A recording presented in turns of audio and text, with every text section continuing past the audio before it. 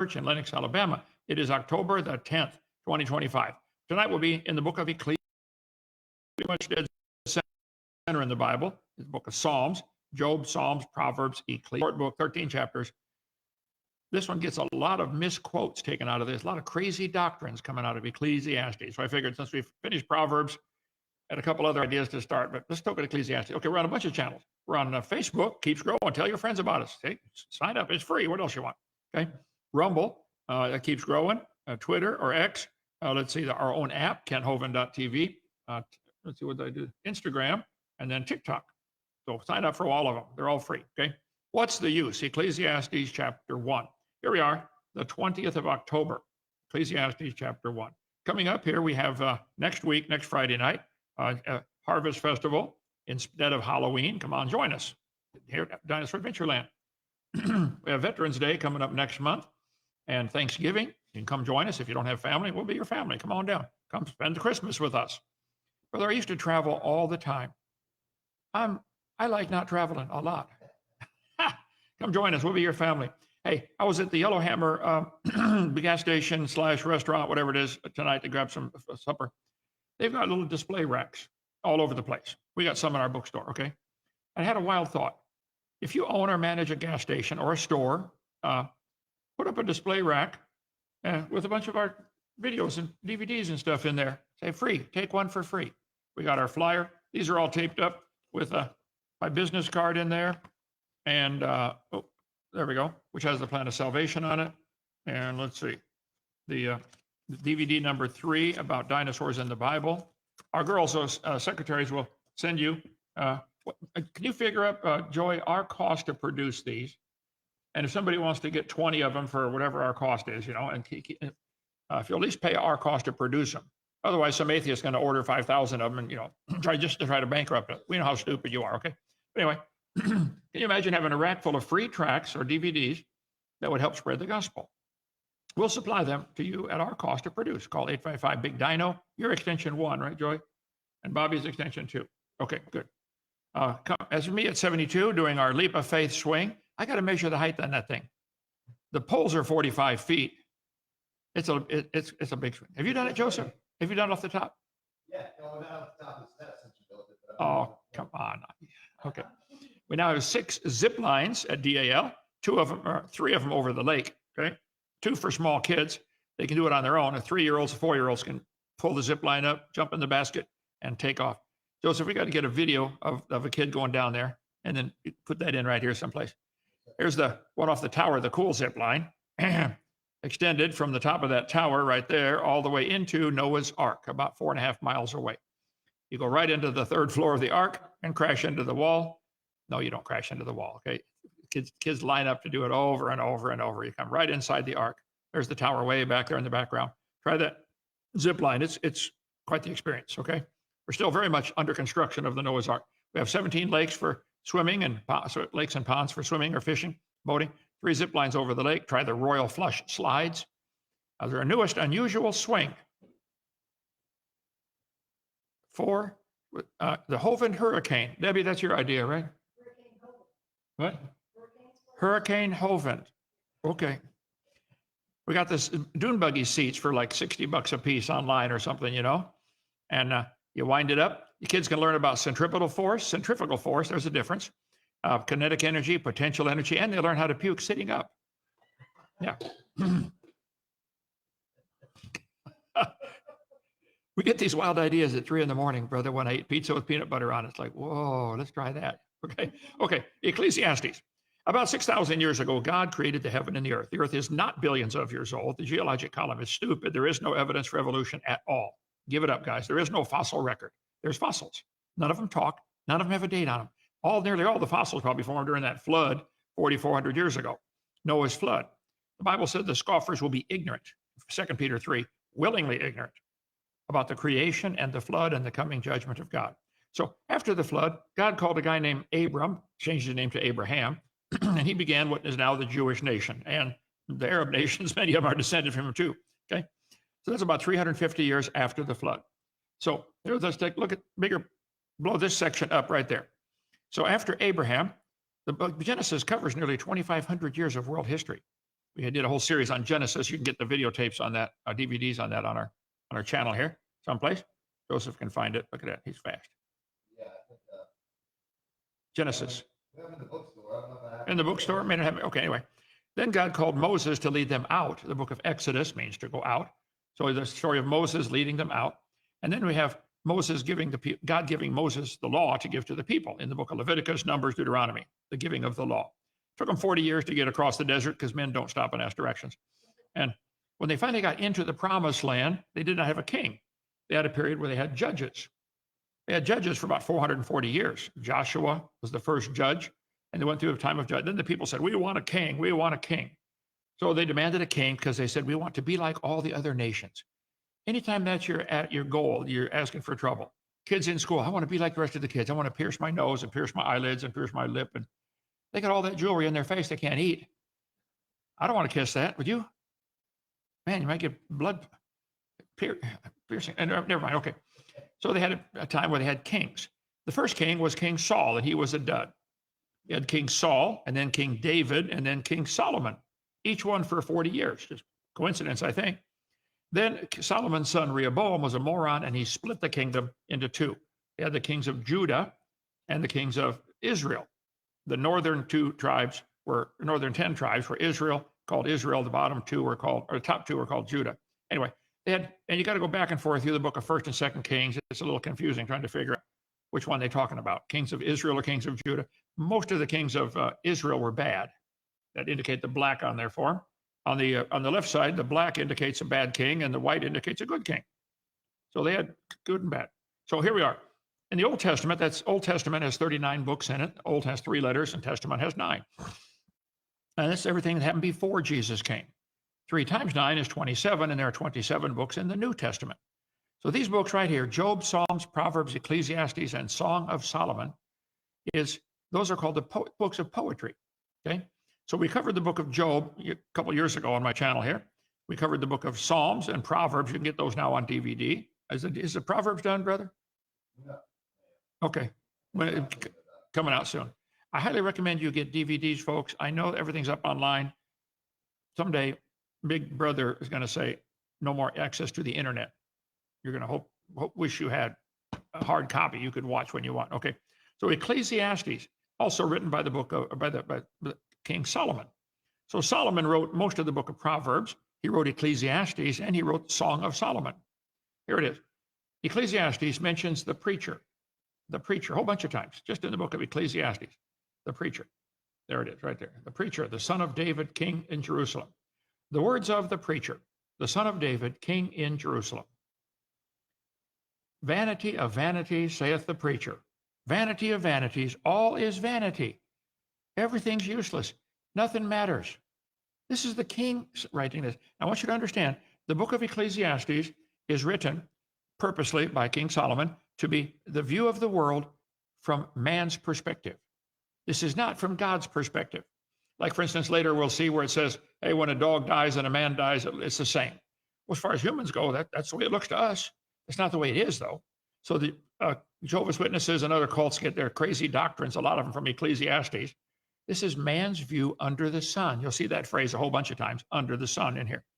Vanity of vanity. The richest man who ever lived, King Solomon. King Solomon's wealth was 666 talents of yesterday, That's 25 tons of gold. Yesterday, when I did this, gold was $4,257 an ounce. He was making $1.7 billion a year, $4.7 million every day. I don't think even your wife could spend that.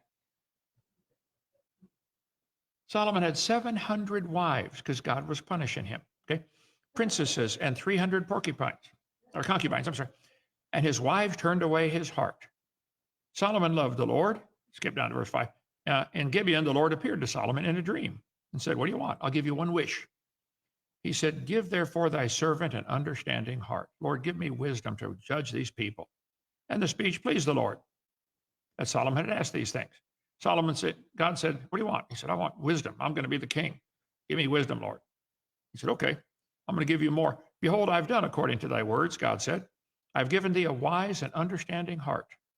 so that there was none like thee before thee, neither shall thee after thee shall any arise like unto thee. Solomon, I'm going to make you the smartest man that's ever lived. What he's got promised here, okay? And he said, and I have also given thee that which thou didst not ask. You did not ask for riches and honor, but I'm going to give those to you also, okay?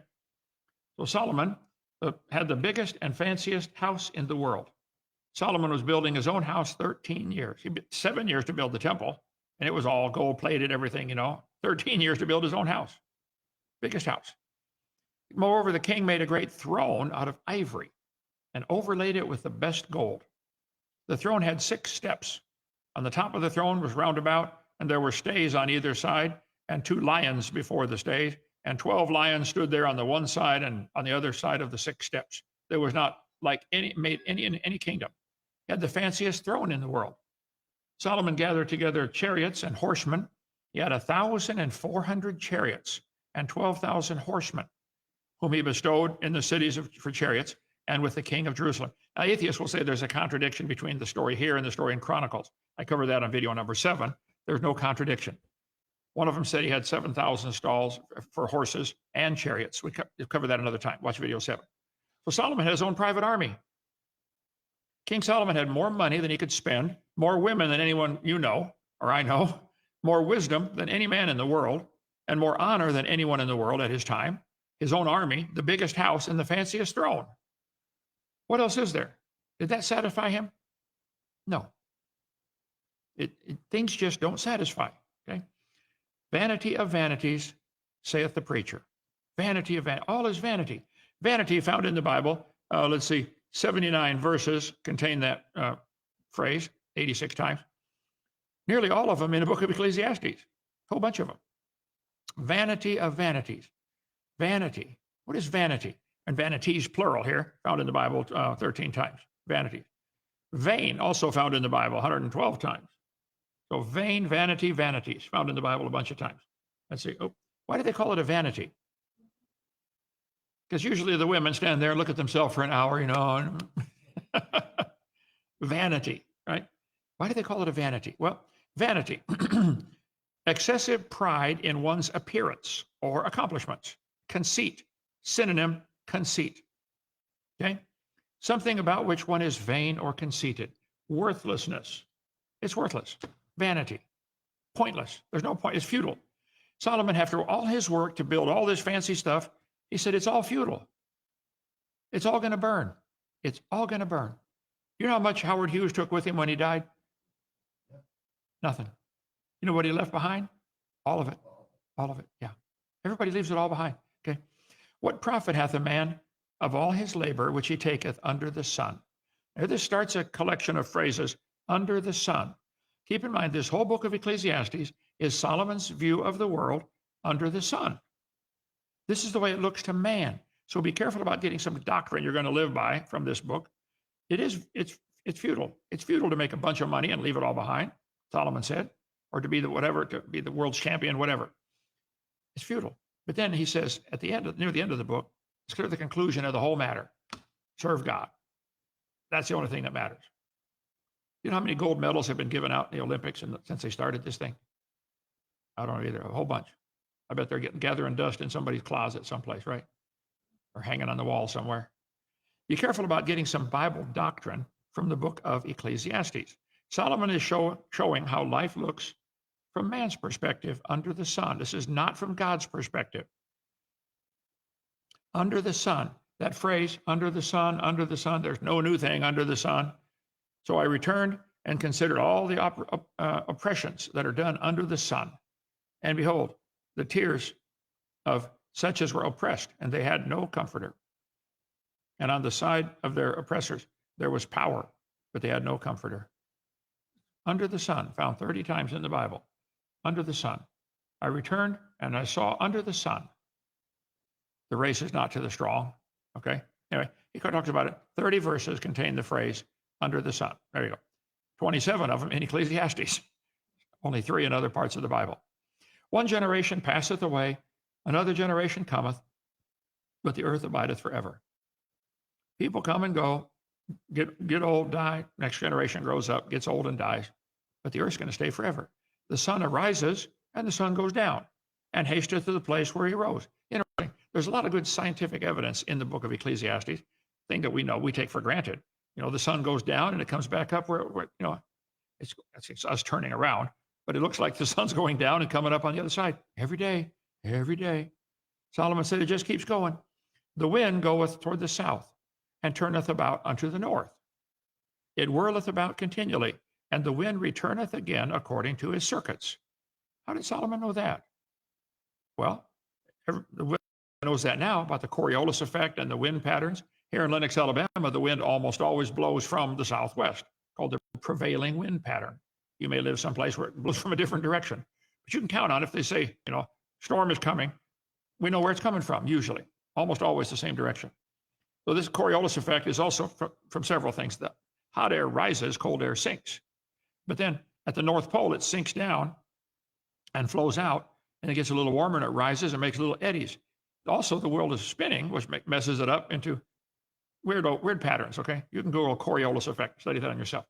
Solomon said, all the rivers run into the sea, yet the sea is not full. Strange. No, it's not strange. He said, unto the place from whence the rivers come, thither they return again. He's describing the hydrologic cycle, the water cycle. It rains, it flows into the oceans, it evaporates out, wind takes it over, it rains again on the earth, flows into the oceans. There's a big cycle, the hydrologic cycle, described right here in Ecclesiastes chapter 1. All things are full of labor.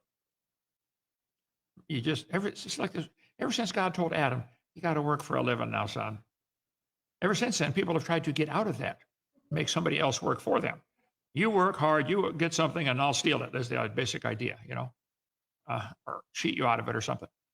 Man cannot utter it. The eye is not satisfied with seeing, nor the ear filled with hearing. Isn't that strange? You ever go shopping, Joseph? You go shopping with your wife, and she just wants to look at everything. Walk down the aisle, look at this, look at this, look at this. The eye is not satisfied with seeing. I hate shopping, man. I go hunting. I can walk right in, bag it, shoot it, bag it, drag it home. And did you see that? No, I didn't see nothing else. Okay.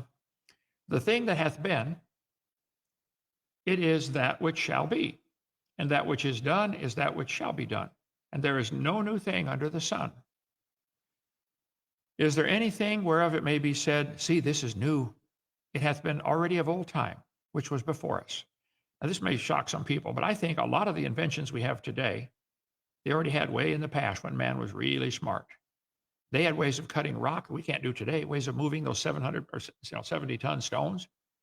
I think they had technology stuff we don't even understand. Who knows how far they got? We'll see. Okay.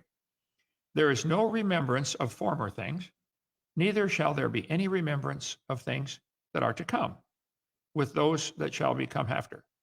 All you're doing now, 100 years from now, nobody's going to remember. Yep. I remember my grandpa, Ole Espenes, my mom's dad. Ole Espenes came from Norway. And I was 8 years old. The only memory I have of him, I don't remember much else about his life. He was a carpenter, built a lot of houses in La Crosse, Wisconsin. My mom grew up 22nd and Cass. He built that house. And he's forgotten now, Ole Espenes. But he was a big man in his time. He was a famous carpenter. Everybody wanted him to do the work because he did precision work. But everything I'm doing someday is going to be forgotten. Everything you're doing. Solomon is saying, look, this is vanity. He worked hard to build a fancy house, make a fancy throne. And he said, it's all going to be forgotten one day. I, the preacher, was king over Israel in Jerusalem. I gave my heart to seek and search out wisdom, by wisdom, concerning all things that are done. Solomon said, I want to learn everything. And he's the smartest guy that ever lived. I remember when I was in 5th grade, my dad got me started on this. I want to learn everything. He just put a taste in our mouth where you want to learn. I read the whole encyclopedia set in 5th grade. Okay, I did. I read the whole thing. 8th grade students you can ask some kids, 8th grade Pleasant Hill Grade School. They bought a little sign for my desk that said the brain. Because anytime the teacher asked a question, I got it. I'm not a brain, but I like to learn. Solomon had that. I gave my heart to seek and search out by wisdom. Everything done under heaven. This sore travail hath God given to the sons of man to be exercised. You work, you learn a bunch of stuff, and then you die and take it all with you. I have seen all the works that are done under the sun. And behold, all is vanity and vexation of spirit. It's all vexation. Vexation is the psychological state of being irritated or annoyed. Anger produced by some annoying irritation. The act of troubling or annoying someone else. We got people around here do that, don't they, Joseph? Okay. In the book of Ecclesiastes, the word vexation is found a whole bunch of times, okay? Solomon said, it's annoying. You work hard, you build all this stuff, and then you lose it all. It's just annoying. Vexation of spirit. Found 14 times in the Bible, vexation, 14 verses, 10 of them in Ecclesiastes. That which is crooked cannot be made straight, and that which is wanting cannot be numbered. I commune with mine own heart, saying, I am come to great estate. Solomon said, I'm thinking to myself, I'm communing with myself, talking to myself. I've come to great estate. I'm the richest guy. I got 700 wives. At least one of them's going to be interested when I come home, from work. Out of 700, okay. Can you imagine the gossip in that hen house? You see what she's wearing? Oh, look at that. Look at that. I bet they could spend $4 million a day. What's that? I bet they could spend $4 million a day. Yeah, they can spend $4 million a day. I've gotten more wisdom than all they that have been before me in Jerusalem. Yea, my heart had great experience of wisdom and knowledge. Solomon knows he's learned a lot of stuff. He's the smartest man ever. I gave my heart to know wisdom, to know madness and folly. I perceive that this also is vexation of spirit. For in much wisdom is much grief. The more you learn, the more grief you have. When there's a hurricane coming and everybody's panicking at the cats and dogs, they're laying there waiting for you to feed them. They don't worry about stuff like that.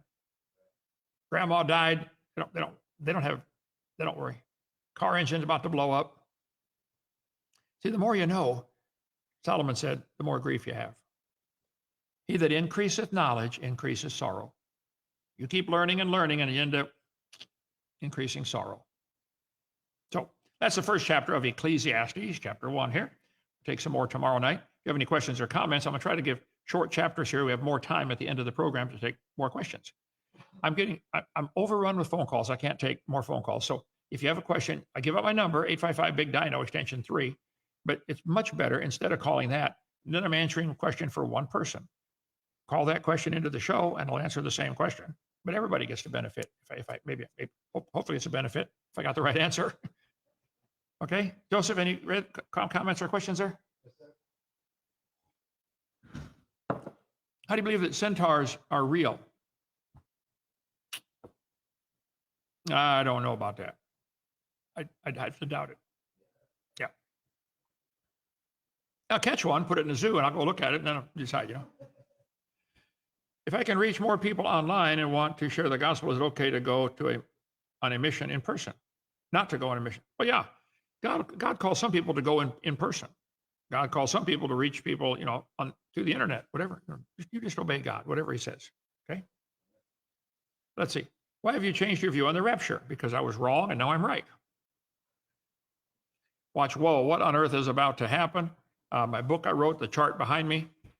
I used to believe we get out of here before the tribulation. That idea was made up by a 15-year-old girl in Scotland because she had a dream about the pre-trib rapture. Her name was Margaret MacDonald. Read my book, What on Earth is About to Happen, for heaven's sake. The pre-trib rapture is not true. And a lot of people are going to lose their faith when it doesn't happen and things go bad. Well, I guess the Bible's wrong. No, you were wrong in your belief is what happened, okay? Okay. When did the continents split? They never did. Have they been drifting at the same speed? The continents are moving just a little bit. I cover continental drift and Pangea stuff on video number 4 and on number 6. They say South America and Africa seem to fit. What they don't tell you is they shrank Africa 40% to make them fit. They took out all of Central America, Mexico, Central America, Honduras, Belize, all that gone. Señor, ¿qué pasa? ¿Dónde está Panama? Yeah, it's gone. Okay. And they also don't tell you, I think, the obvious. People say, do you think the continents were ever connected? They're still connected right now, underwater. This shape of the continent is a pure coincidence based on the water level. If the oceans came up or down, the shape of the continents changes totally. So no, I do not believe the Pangea theory. I think it's stupid. Tell them I said so, okay? Who or what news source do you recommend watching?